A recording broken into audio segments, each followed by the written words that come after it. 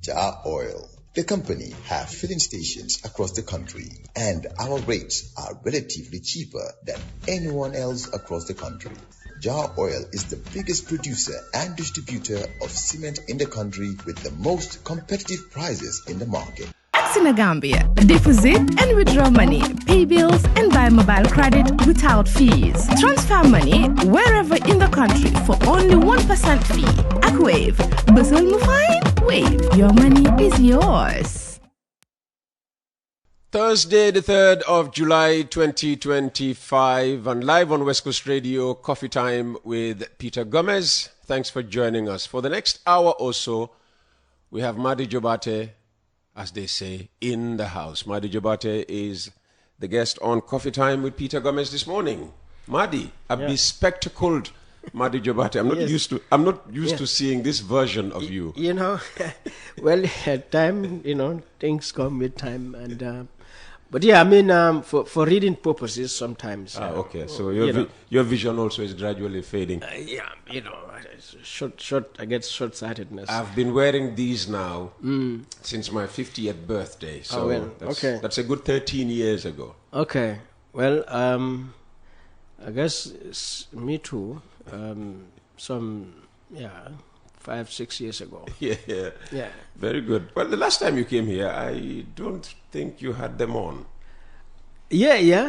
Did you? Yeah. I mean, I'll remove them, like, if you're talking like this. Yeah. But I've been having this for the past since my 50th birthday too. Oh, yeah, fantastic. Some 5-6 years ago. Yeah. So, if you're not 50 yet, and you're not wearing these, start planning on them for your 50th birthday. Time. Madi, welcome back. Thanks. Glad to be here. You'll have friends in government who will be tuned in now, listening to what you might have to say. Well, do you ever have something positive to say about government? About the government? Yeah. I hear this kind of remark from people. I'm like, okay, maybe I don't perceive things in terms of positive or negative. I guess a lot of what I say, probably folks look at it in terms of negative. But for me, I look at it in terms of responsibility, obligation, both of the government and of myself. And my relationship with government is an accountability relationship. So practically, I don't need to thank or positive, because they're supposed to do the positive. But I do acknowledge. I remember, at least one minister I've acknowledged his work, the Minister for Higher Education, Professor Gomez. What I see, developments taking place, particularly at Faraba, and some of the policies coming up. In fact, one of his policies, as EF Small Center, we are reviewing it to make a position paper on it, on the madrasa education. There's some policy about madrasa education. Yeah, in high Which education. I must say was widely received. I had an imam, say to me, the imams are happy.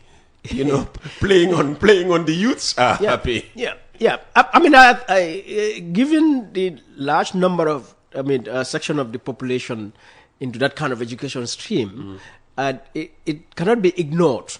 And so what needs to be done is government to recognize this and say, how do we incorporate this? But beyond that also, it needs a lot of other policy, even constitutional changes. Constitutional changes? Yeah. Because, the official medium of governance, of business, of instruction in this country is English language. The official qualifications, requirements to be president, for example, or National Assembly member, is to have a certificate, a WAS certificate, more or less, and that is focused on English. So if you have some people coming up with a degree in, with an Arabic, medium. Yeah, but with English instruction at some stage. Yeah, but it's a certificate that you would present. And if that certificate, which is common everywhere, you go to a German school, you get a certificate in German or French or so. would you qualify to be president in that case? But what if also you cannot just speak English? Because, I can speak Arabic, for example, but I can speak English. And there's another Gambian who has a degree in Arabic, but cannot speak English. What is his progression, professionally, administratively, politically, and so on. But listen, how many of us aspire to become president? Well, even if it is one, it's a matter of right. And so the necessary instruments, framework should be there that one right deserves the protection and fulfillment that it requires. So I'm just saying this for the minister and the government to think broadly about this, because it looks like Arabic medium, instruction in Arabic medium is going to increase. And not just in terms of the political stuff, but now it's talking about TVET, all right? And are they going to deliver TVET in Arabic instruction, or the madrasas trying to introduce TVET in their framework? Imam Babali, has an engineering qualification from the Arab world, and you'd have thought that would have been delivered in Arabic. Yeah, so somebody like Imam Babali must have done a lot of effort to educate himself in English. Well, he started out here. Yeah. His education started here. Yeah. And as you said, the medium of communication in the Gambian education system is primarily English. Yeah. So, but you realize that now people start from, even ECD in Arabic. They have Arabic primary schools, secondary schools, and so on. Oh, okay. So the option of continuing your education entirely in the Arabic language. Yeah. Because the thing is, what we need to think to see the bigger picture. We may end up in a situation like Canada, where you have French and English. You have a whole population educated in Arabic. Because the country hasn't taken a position yet to say, okay, the medium of instruction in the Gambia shall be English and Arabic. And, so that people are illiterate in all these two languages at the same time. All right. So these are things, policy issues we need to think about. Just as they have thought of incorporating this, I don't think it should just stop there. It has a lot more implications, ramifications that we need to consider. All right. And I think we need to think about them now. If you really look at the pattern, the trend that this thing is taken, it needs to be thought about. Yeah. So we are reviewing to come with a position paper on it. And the solutions I've seen they put there, for example, they are trying to do this on a pilot basis.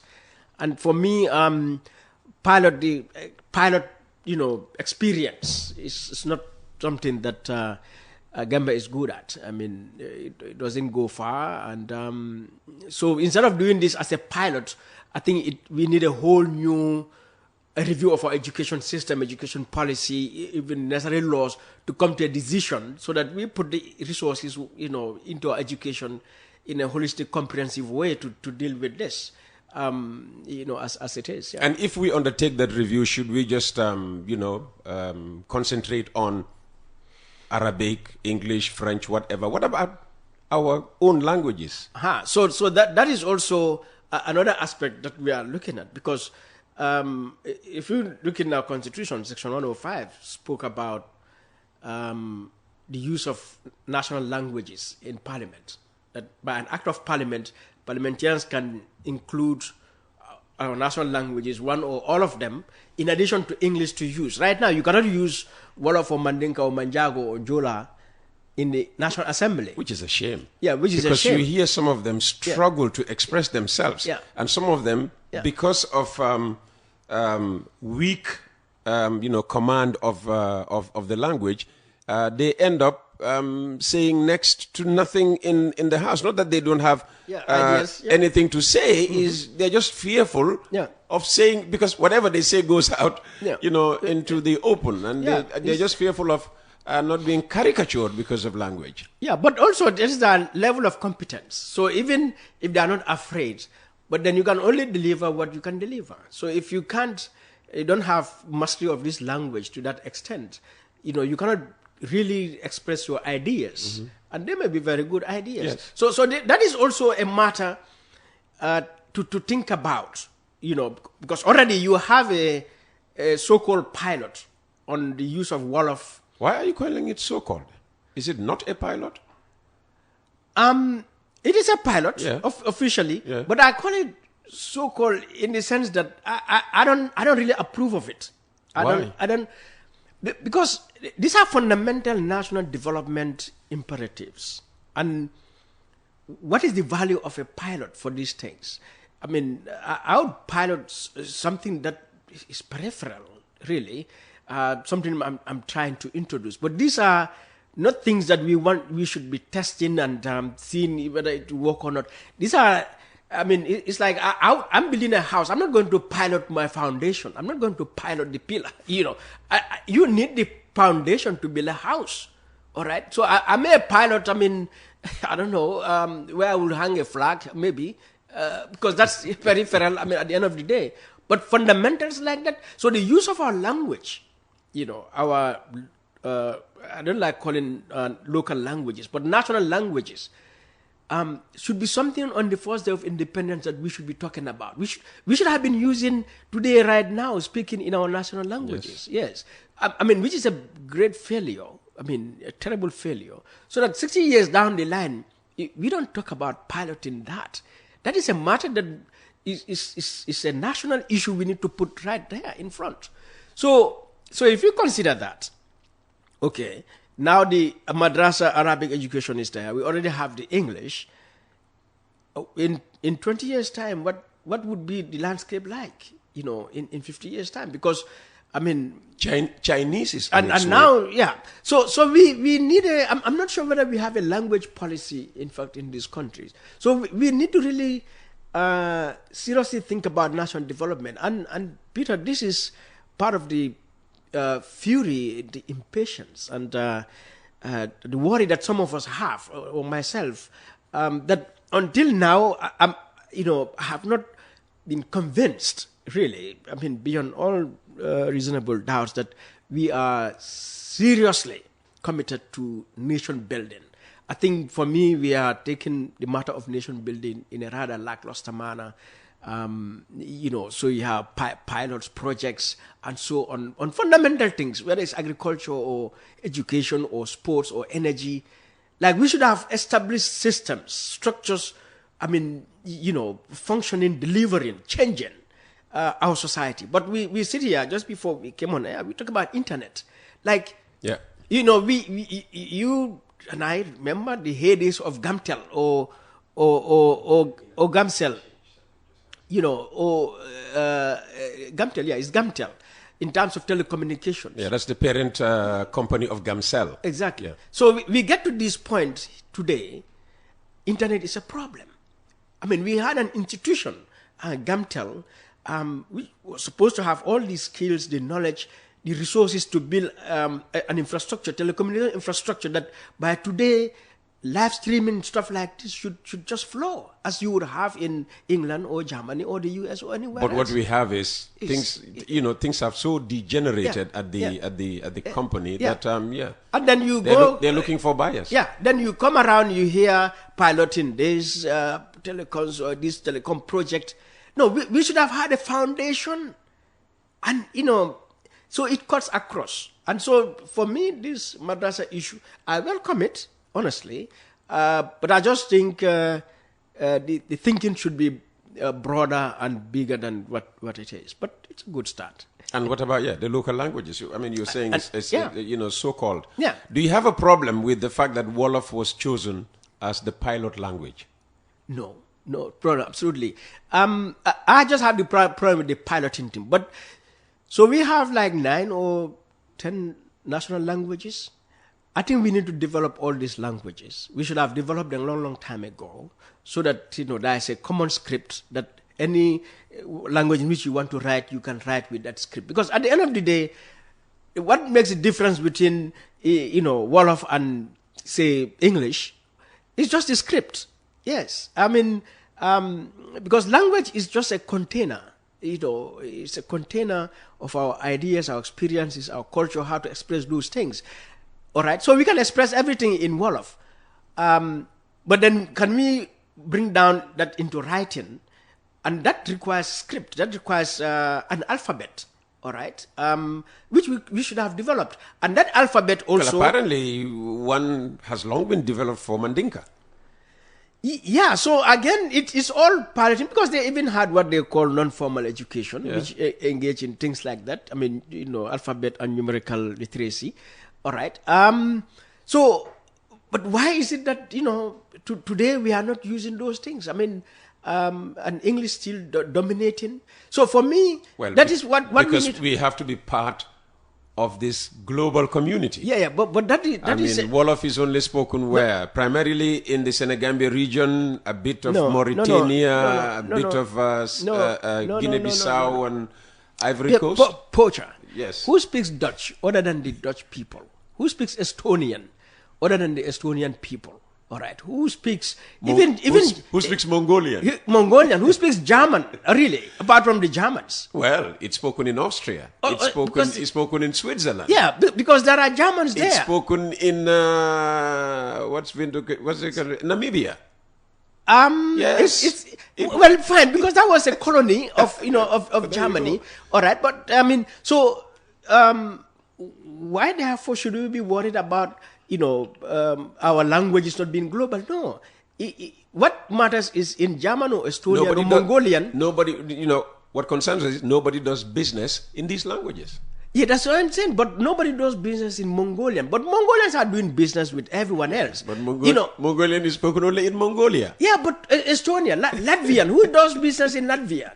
That language. But, there are so many of them. So the thing is, they have written down the Estonian language in the alphabet. They've put technical information in it. So there's a word called computer, which is not an original English word or French or, you'll find the same technical word or so cutting across European languages. Because, every language starts long distance ago. Time ago. So it doesn't matter, really, in terms of that.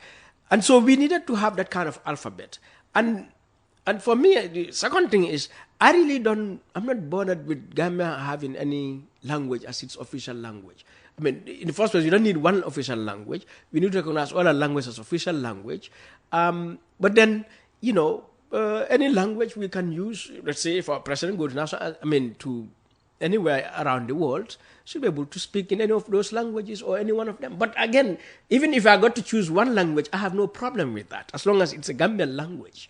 Yes, so whether it's Wolof or Fula or Mandinka or Manjago or, Serer, and so I have no problem. I'll happily go and learn it and speak it like how I speak English or, some other language. Fantastic. Interesting that, you chose the education sector, as your starting point this morning. I think if we come to it at all, let's leave the politics for last. Okay. And look at the other sectors. Health, for instance, has always been, a controversial talking point in this country. A majority of people feeling that, there's very little progress made in, improving, developing the health sector. Yeah. So I think for me, the formula would be the same for every sector. By now, we should have had a national health infrastructure, which is providing healthcare, services to Gambians to reduce morbidity, mortality. But infrastructure is not the point. No. When I say infrastructure, because government claims that the infrastructure has been well developed. No, it's not well developed. So the infrastructure, you can look at it in hardware and software, like hospital buildings. Okay. That's what they point to. Yeah. I can't remember the figure, but the last time we had the chief medical director here, he said now it is not possible in this country to cover a certain, distance without having a health facility. So if they have that, that's great improvement. So you can have that, but then it comes down to services, goods and services inside this health facility, the quality of services. All right. So that continues to be a challenge. You need certain kind of medical attention at Edward Francis Small Teaching Hospital or Secondary Hospital or Biam Hospital, you realize either the equipment is there, it's not there, or the equipment there is not up to date, or the like if you needed to be X-rayed. I mean, they bring you in at Ndeban. Yeah. I am speaking out of experience. They bring you in to Ndeban. I mean, it's the first place they take you to. Yeah. But if you need to be X-rayed, you have to be wheeled off to Banjul. Right. And the ambulances are not always there to, to do that. No. So that is the kind of infrastructure I'm talking about, because we have to recognize Jawaras during the First Republic built 1 or 2 health facilities. The colonials even built, 1 or 2 hospitals somewhere. RVTH. Bansang Hospital. All right. And Jame, it brought many more. Why did I say RVTH? RVH. RV. The colonials built RVH. It yes. was simply Royal Victoria Hospital. End of story, yeah. Yeah. So Jame brought a lot of also health facilities. I mean, we had many more hospitals built and health centers across the country. And of course, we are seeing the trend continuing. And this will always continue, Peter, for any country. Even in UK or US, today they are building health facilities and hospitals, regardless of the level they are. Because these are needs that, will always be there. Because populations keep growing. Yeah, and needs, situations, everything else. So this will always continue. But I think when we look at our experience, at the end of the day, whether on the Jawara or Jame, and until now, what has been the outcome of all the investments in healthcare, in terms of, quality of health, reduction in morbidity, in mortality as a result of poor healthcare services or lack of, inadequate health products and services. So for me, the problem is not just to sit here to document list all of these things they do, but really, how do you ensure that in these health systems, there is efficiency, all right? There is proper investment, strategic investment, in terms of ensuring that necessary equipment, which I think can be done. The resources are here from Edward Francis Small Teaching Hospital in Banjul up to Fatoto Health Center, that you should be able to equip all of them with modern facilities, that we should have invested more in, education, training doctors, producing doctors, and all categories of health personnel. The investment is there, because one evidence, look at the audit report, that came out of Edward Francis Small Teaching Hospital alone, the millions that were missing. All right. What that shows you is the lack of poor management, the lack of poor governance, which is the fundamental challenge facing this country since independence. And until any government address that, you can build structures, but you are not going to bring, quality and strategic change, improvements in the lives of the people. Let's look at education. Well, before today, we had an education policy, which ended 2015. All right. What was it? That every 3 kilometers, there should be a school. Because it was based on things they call access, quality access, and I think relevance. So that in terms of accessibility, first and foremost, you have to be close to the school so that you don't have to walk that long. And they claim that is achieved. But we walked long distances. Of course, yeah. It didn't stop us from, concentrating. Yeah, but the quality education you and I had, at that level, and you compare it to this moment, you see a vast difference, I tell my kids, at the university, I said, when I was in Form 3, when I talk with you guys, when I'm at Form 3, and they're like, what is Form 3? I said, yeah, that's our time, Form 3. My understanding of global issues, my analytical ability. And Form 3 would have been a mere 9 years of education. Yeah. And just 9 years of education. Yeah. I said, what I understood, what I was able to express and, and so on, I think is higher than, what I see a lot of students at university level express. All right. So, but they changed it to what we have now, and schools have increased and schools are increasing. But at the end of the day, it's about the outcomes. What has been the outcome? All right.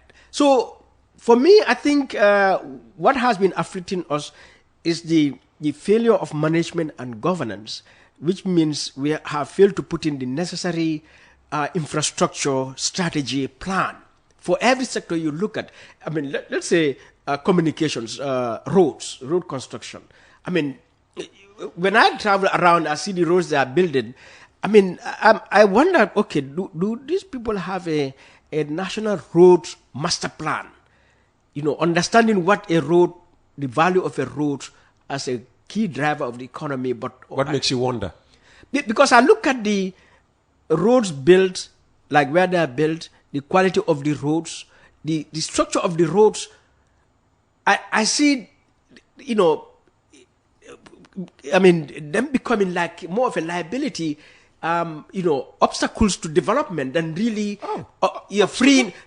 So you look at this Battle Harding Highway, for example. Just this morning, driving from Cambridge, and we passed through, there's this place called Zion. Zion is some supermarket, bakery kind of thing, you know, down towards Coastal Road end. Okay. And I remember a few years ago, you know, 3-4 years ago or so, before this road really got here, I'd always branch off there, going home to buy bread and, you know, go to the supermarket and so on. I've since stopped it because the road is structured such that, in fact, the place I found that it is almost closed now.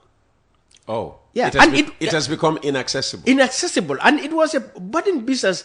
I've never been there, but I know my kids went there once. They said there is a pool or some, restaurants. It was really a pretty budding place. Oh wow! If you talk about, you know, the road opening up opportunities, that's not one opportunity opened up. Yeah, but many others. I mean, last time I passed through Haywell, I mean... By the way, Silla will be on tomorrow, so whatever you say, he will respond to tomorrow. Exactly. Well, yeah. So when you build a road like this Battle Harding Road is you know, I don't know the biology students how they, whether it's I think it's an artery is where veins branch off, sort of. You know, it's a major artery. You're calling it Battle Harding. It's not called that anymore. It's called OIC Highway. No, I thought OIC Highway, that is from the airport junction to somewhere. Because I think that's the entire length and breadth of the stretch. Well, they have a project they call third phase, the widening of Battle Harding Highway. No, it's OIC Highway. Oh, okay. Well, you know, update yourself. Okay, I'll update myself. You know, but so when you look at that road, you know, it's affected a lot of businesses. Not to mention how it is an obstacle for pedestrians, particularly persons with disabilities. I mean, I'm coming down. You know, I don't know, maybe they still say it's under construction, but I mean, where are the facilities? You know, street lights, of course, but what about traffic lights? You know, traffic lights, what do you need them for? Well, for people to cross, to control traffic. Because you get to the intersection, I mean, you see police officers there. The fact that you put a police officer there at the zebra crossing. They shouldn't be there. Motorists, Gambian motorists, should be educated on the use of turntables. You don't enter the roundabout until, you know, you can have, you know, you have thoroughfare, free passage. Yeah. But they just go in there and clog the whole thing. Yeah, but so they are not moving. Yeah. And they are preventing others from moving. So if you coming from your office going to a Senegambia, and by the traffic coming from the left. And by the way, unless I mean, the Traffic Act has been changed. In the Gambia still, yield to traffic from the left. Yes. The person on your left has right of way over you, you know, who are on their right. So, you know, with my driver, when we go and I see those things, so I always tease him. I said, you know, this driver is just like you. The people who, they got their driver's license brought to them at home and put in their hands. You know, which is also part of the governance problem we have in this country. To get a driver's license should not be an easy business. The police should make sure that it's proper testing, you know, a process takes place so that people are well educated. So if, I can bet 99% probably are driving on this road, don't know traffic routes and so on, as it is. But also, Peter, regardless, you still need traffic lights, because that's a roundabout, and you know, 4 intersections coming together, 4 roads coming together at that intersection. those who feel they need to go, they will go. And then, I mean, how long will you wait? Okay. Gets your point. Okay, if I waited for 1 minute, 2 minutes, maybe they should also stop to allow me to go. And they will never stop. So in the end, the traffic light comes to solve that problem. If you put it there, you make life easy for Madi, you travel. I mean, you just came back from Holland. Yeah. I mean, you know that there's traffic courtesy, but here in this country, there's nothing like that. Yeah, but for me, the fundamental problem really is the building of roads equipped with necessary traffic facilities, so that traffic courtesy should be encouraged. I mean, it exists. Some people do it. I mean, I do it. All right, but then there needs a lot more than that. And when I look at these roads, how does it connect to our communities? How does it enable business? How does it facilitate? I mean, even using the road as a driver. Oh, I see highway, for instance. You see the number of buildings coming up. I mean, those are not residences. Yeah. Those are actually offices and all kinds of institutions. So it has encouraged, the migration, or maybe the springing up of new business along the stretch. Yeah, but I wouldn't attribute that to this road primarily. Even though we need a proper road, because it's a major road, all right. But this is also the heart of our economy, our society. This is Greater Banjul area. So Karaba Avenue coming down this battle or OIC Highway is a very important place, and so these businesses, buildings, construction, as we see, will be flourishing. But then, how is this road helping? I mean, just imagine from it's because the road is there. I'm saying that's why they are attracted, to the location, isn't it? No. Well, the road is there. Yes. I mean, I hope we are understanding each other. There was this road. The land was always there, and some of these people always owned the land on which they are now building. Yeah, but to me, they are only building now because you have this quality of road. No, that also has to do with the political economy. From 2017 to date, not just on this Oasis highway, you can see the proliferation, the springing up of construction across the country. That has to also do with the political economy, the political environment, and the resultant economic. So the political environment is conducive. Yes. For investment, at least in the construction sector. Yes, and in both ways, because the political environment also has generated a lot of illegal, activity. I mean, corruption. Because those in this business also know construction. There are a lot of legitimate capital, going into construction, but also there is a lot of wrongfulness in there. I mean, and we have seen from the Janneh Commission report, particularly after the distribution of Janneh assets in terms of land grabbing and so on, that exists. I think when we do some investigation, we'll come to realize along this Battle Harding Highway and many others places, also people had land that was not in the right way. But the point I'm just trying to say is the Battle Harding or the OIC Highway could have been done better to facilitate access that will further support the businesses that are coming, because they will get a lot more customers, make life easy for customers also to go there. I have experienced that. Someone who uses this road every day, 4 years ago, 5 years ago, a lot of businesses I visit when I'm going home or back, today I cannot visit them simply because of the road. There's no access directly there, and so on. They said a third phase is coming. We'll see what that would. Maybe they will open up new exits. Yeah, hopefully. Okay. And not just these big formal businesses, but even informal businesses. So just last one on that, I have a woman who sells fruits, and I patronize her, to support. Is it in front of the SN Brussels office? No. The former Deloitte and Touche building? No. This one is just before Turntable, just by the La Parisienne restaurant. But now she goes to Jabang, like after the Sukuta going towards Jabang. Whoa. Yes, because she said nobody stops at her place. So even myself... Nobody stops because it's difficult to stop? Yes, because if you need to go to her, you need to branch off the road before La Parisienne and take the side road. And if you take that, then you'll have to go continue to the filling station at the junction turntable there. And that is the inconvenience. So even myself, it's been a while, she didn't see me. I said, I don't even see you because, you know... You don't get as far as Jabang to see her. Yeah. So, and then one day she said, look, I have now moved. I mean, she's my client to the extent that every other day she would call me.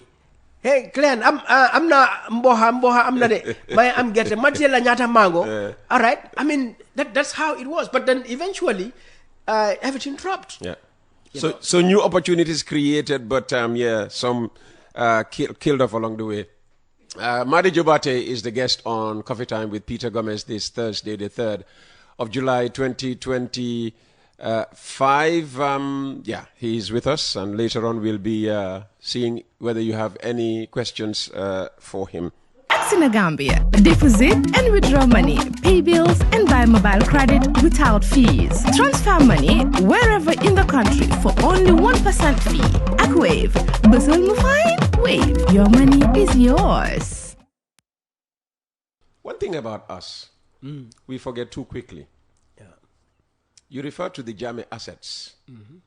You know, when there was this sudden explosion of interest in the Jame assets, you came out with a statement. Everybody, said their top ends on the issue. But like all other issues before it, it's fizzled out. Nobody talks about the Jame assets anymore. What's the position of the Edward Francis Small Center for Right and Justice on the issue? Well, our position is that the president needs to act, which is not happening. We had submitted a letter. Maybe he hasn't acted because he said already, he's been preempted by the National Assembly, which has set up, an investigative panel. Yeah. I think they were about to begin. Have they started?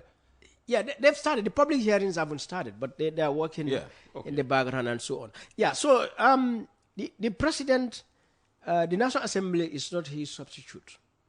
Okay. The National Assembly has a duty to do what they need to do. The president has a responsibility also to do what he needs to do. This Janet Commission was a presidential commission. He set it up, and it came out to be a mess as it is. So that as we are right now, the National Assembly Committee is more or less evaluating his work that failed. So for me, he has a responsibility as president, as who set up this committee, and knowing what we know now, to get himself up and correct, what needs to be corrected. He doesn't have to wait for the National Assembly. What needs to be corrected? One, he needs to get on top of things to get... but he said he was on top of things in his speech. No, apparently he's not, because he contradicted himself in his speech. Because if you say you set up a ministerial committee that were providing you regular updates, and then at the same time said, until the Republic brought their report, you didn't know something. Well, let's just clarify that he did not make the contradiction in one speech.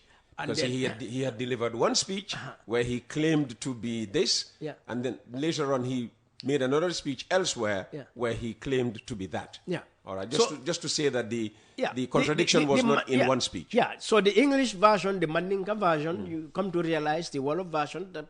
There are issues. Maybe that's why he needs to be communicating in Mandinka or any of the local languages. Maybe he's clearer. More articulate in those than the English, which has to be written for him. Yeah, and then it becomes a question of whatever the writer puts in the speech. And unfortunately, he just reads speeches as they are given to him. Which is a problem, Peter, because... It is, yes. Because that's English, what lands him always. It's mostly when he gives these speeches in English, because things are just given to him. You know? Well, the president is not a position for a zombie. The president has to be a smart person to bear in mind that the huge responsibility that you have. So you cannot excuse him to say somebody wrote a speech for you and brought it to you. No, we're just stating facts. Yeah, well, I'm not sure I that agree. itself is fact. He should have been in a position to say, well, I mean, you're making me say this, but where's the proof? If I am challenged, and usually he makes these speeches, and the next thing, the speeches are being critiqued on social media. Yeah. I mean, because English, when you look at the scale of authenticity, his speech, which is authentic and official, is the one delivered in English, because that's the official language. Yes. So any thing he says in Mandinka or Wolof or Jola or Sarahule and so on, the English version would be considered the original, authentic, official one, because that is what is going to be. If there is an English version. Well, there is, because I'm saying if there isn't. Sometimes he goes out there and makes things, or rather says things in the local languages. I mean, which would be expression of policy and so on, explain things. But when it comes to an occasion like that, to speak about this Janneh assets as he did, the English version is what we will document, as the official, authentic one. Well, that's the one that was televised anyway. That's the one that everybody sat and waited for. And he delivered in less than 5 minutes. Because even for me, the Mandinka version, I got to listen to it. But it never occurred to me that was a Mandinka version. So the moment I had the English one, end of it, I said, okay, it's done. So the Mandinka version was also televised? Yes. Well, I think I listened to the audio of it, or maybe a video of it. But I mean, the English version should contain all of the facts so that he expressed these things to Gambians.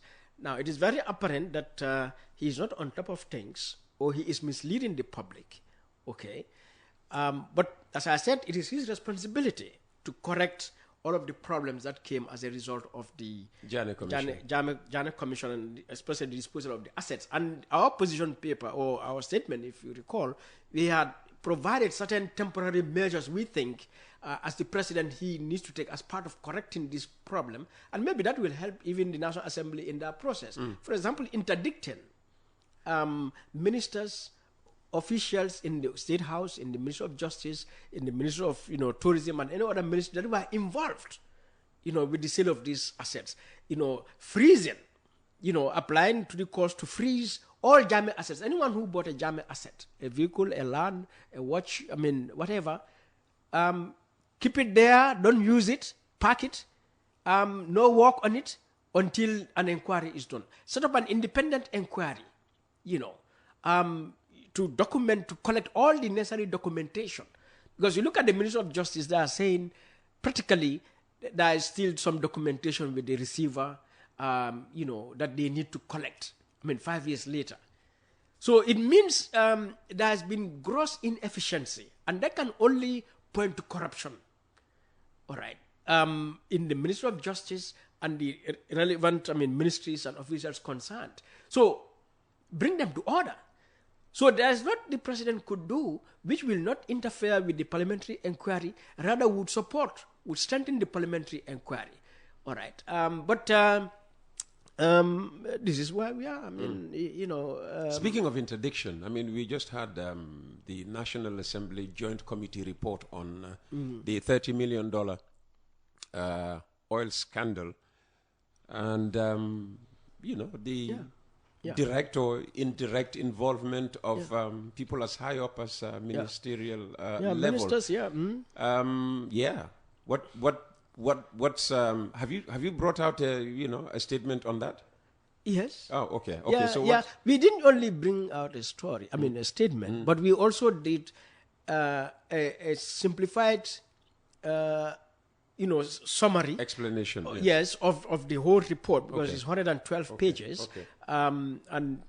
So what should have been the presidential, course of action there? Yeah. So it's very automatic. Interdict, because if for public office, all right, and probably not just public office, but even private business or so, or even in the civil society, if that's a doubt, a controversy about the decisions and actions of Peter at West Coast Radio, that has the potential to derail the work of West Coast Radio or impugn its reputation or anything like that. The immediate action is either Peter recuse, resign, or the management suspend, Peter, especially when there is an inquiry, so that inquiry takes through a process. So we get to the bottom of it. So that he doesn't obstruct the inquiry process. Yeah. So at this moment, either by removing information or maybe intimidating, potential witnesses. Yeah, because one can say, but the minister will not do anything, cannot do anything, interfere with the investigation or so. Oh, all right, but Peter, the mere fact that one is sitting as minister itself has influence, has impact. Yes, and so. What we expect the president to do right now, the two ministers mentioned by the National Assembly, you remove them, suspend them, all right? Other officials mentioned, you suspend them. You tell IGP, look into those companies, those businesses, central bank, officials in central bank who failed in their duties. Other state institutions, whether it's GRA or FIU or, you look at all of those, the actions attributed to them, the decisions attributed to them in the report, and see whether these are actions and decisions that would affect the reputation of the government and the matter itself, so that you suspend individuals, and some you even open an investigation for the investigation by the police and so on. All right, but businesses who allow these companies to come and open bank accounts that they are not supposed to allow transfer of money out of this country, you sanction them. So that should be an action. You should have had the president come out the moment the National Assembly released that report to say, as immediate interim measures, this is what we are doing because we have zero tolerance for corruption, disregard of the law, and abuse of power. But Peter, it's now 1 week or I don't know, the president has made no statement whatsoever about this petroleum thing. And but I don't know how people perceive this petroleum saga. But I made some posts on my Facebook page, and I said, so some foreigners come from outside, bring 30 million worth of oil to this country, and use our own state institutions and officials to bring it illegally, to sell it illegally, to open accounts illegally, and then transfer 3 million illegally, pay bribe $600,000 monthly, all right, fail to pay $20.8 million in taxes, and then after all of that they leave. Like, Peter, I think Hollywood should make a movie about that. Well, that's like a movie. It's a heist. Maybe that movie is on on its way coming. We need Gambian movie makers to make the Gambian heist. You never know. Yeah. 10 minutes to 10 o'clock. We'll definitely stop at 10 o'clock because I have to start preparing for the other channel. Okay. What other issues are troubling the country? Of course, the rising cost of living. Bread is up. Yeah, and fuel is up. Yeah, exactly, and I hear the Jobarteh's like bread, Well, except me, I can say But the thing about bread, though, I think it's win-win. All right, the bakers win, the consumers win. Okay. Because the weight has gone up as well. Or it's meant to go up. I can't know because I don't eat bread. I hope you will measure the weight. Yeah, I'm not a bread fan myself. But, so the bread, as part of the cost of living, whether it's fuel, prices. Fuel is a worry. Time. Because fuel, really impacts the economy right across. Yeah. So, and whether agriculture... It's going to cost me more to run this business. It's going to cost even Martin here more to come to work and go back home.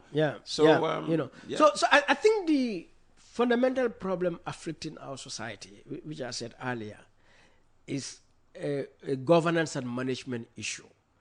That is, how do we ensure there is good governance and there's effective management? And when we say effective management and good governance, they are standing on the pillars of transparency, accountability, efficiency, performance. If Barrow could just ensure, and any president for that matter, you can ensure, guarantee a governance system that is based on these pillars, without hesitation, without compromise, mercilessly, in line with the law, you will exponentially transform the face of this country.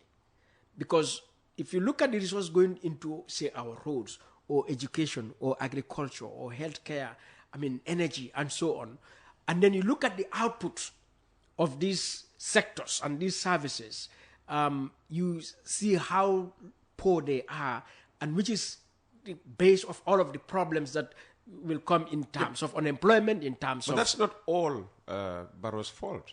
He depends on people. So he appoints Madi Jobarteh. No, it's entirely his fault. To take care. Yeah, but if Madi is not delivering, if Madi is corrupt, put him to justice. So Barrow is entirely responsible. Barrow says, give us proof that Madi is corrupt.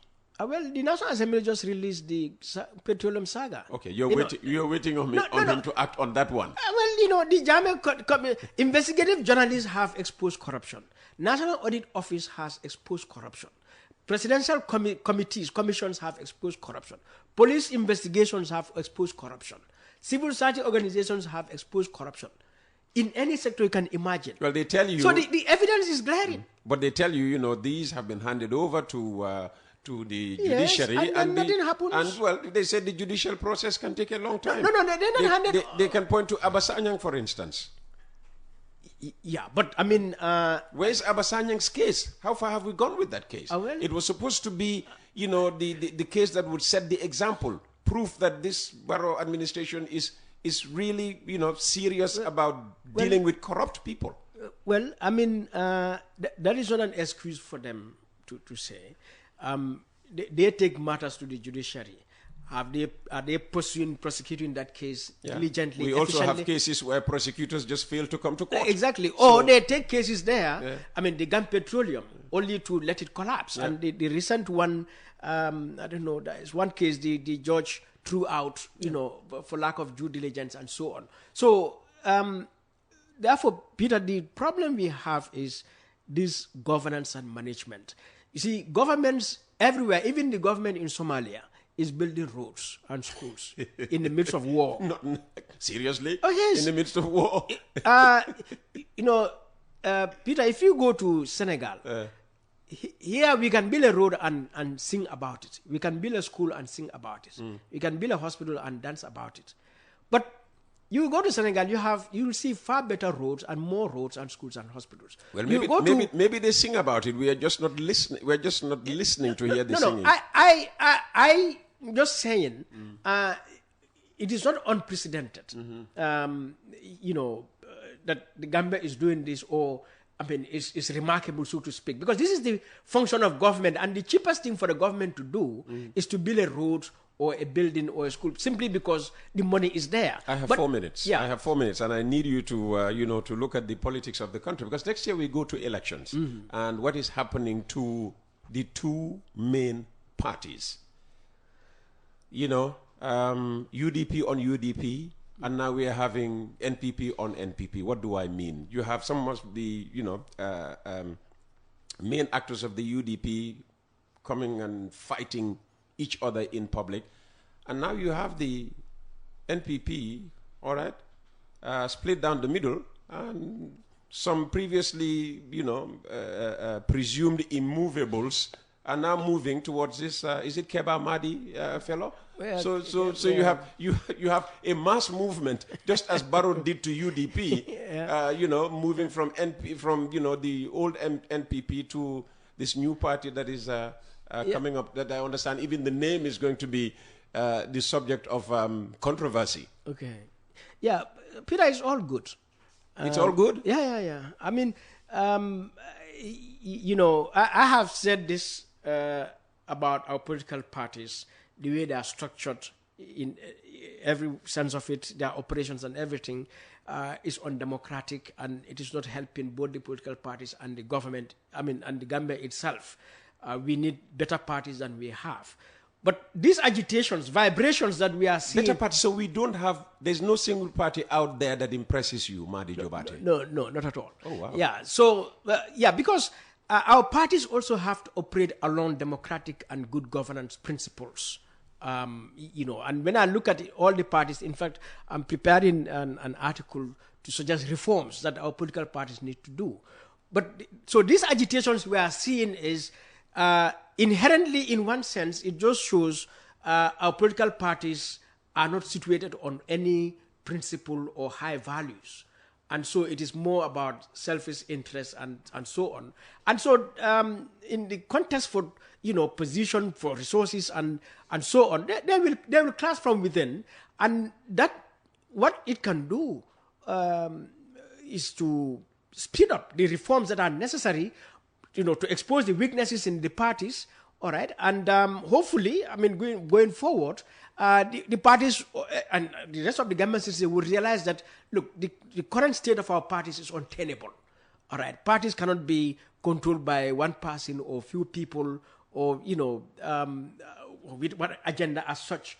But rather, we need really political parties that put in place inclusive, democratic systems and processes in place to allow for popular participation. Well, all the parties would argue that they have that in place. That's why they have their executive committees where decisions are made. Nobody just stands up and says, I am going to represent the party at such and such an election. It's the quality of it. So you go to anywhere, you go to Egypt, Al-Sisi is democratically elected. You go to Museveni's Uganda. Gambia here, we had elections, before Jawara was elected consistently. But when you look at the democratic standards, values, you can see serious limitations under Jawara, under Jammeh, and now in our electoral democratic system, which, are all issues afflicting our society that we need to correct. I think we should learn enough from our history experience from independence to date. All right. But so that's not happening. So for me, what is happening in these political parties, if you notice, before 2016... You have 30 seconds. Yeah, before 2016, these kind of agitations were very rare, if ever, in our political parties. Mm-hmm. Okay, because maybe there was a dictatorship, the environment wasn't good. But right now, it tells you we have a more open civic space. So therefore, the kind of control certain individuals, groups have over parties is no more tenable. It's beginning to loosen. So from a national perspective, these vibrations are good because they are still moving our country towards, something we would call democracy, starting from the political party. So I want to see more factions, more agitations in UDP, in DOI, in NPP, in GDC, APRC, and so on, because they are all split. GDC, has issues, DOI has issues, APRC now is two, NPP we are seeing, UDP, and they are all struggling to keep their parties together, but they cannot hold it. Yeah, well, no. We'll see what happens in December 2026. Madi, thanks for coming. Thank you. I call him Kala Jula. That's Madi Jobarteh bringing to an end this edition of Coffee Time with Peter Gomez. Jar Oil, the company, have filling stations across the country, and our rates are relatively cheaper than anyone else across the country. Jar Oil is the biggest producer and distributor of cement in the country with the most competitive prices in the market.